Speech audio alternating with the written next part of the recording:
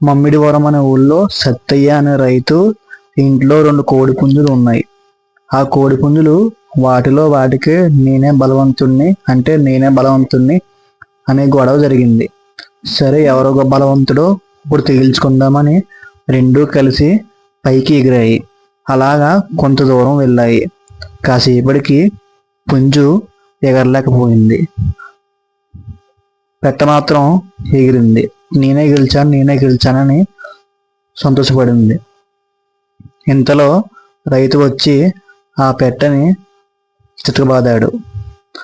కోడిపుంజు ఆయాసంతో అక్కడే నుంచుండిపోయింది. కథలో నీతి ఏంటంటే, విజయ గర్వంతో విర్రవీగిన వాడికి దేవుడు తగిన శిక్ష వేస్తాడు. మా ఈ కథ మీకు నచ్చినట్లయితే మా ఛానల్ని సబ్స్క్రైబ్ చేయండి, మా వీడియోస్ లైక్ చేయండి, షేర్ చేయండి. మళ్ళీ మరో మంచి కథతో మేము ముందుకు వస్తా. అంతవరకు సెలవు. Bye bye friends.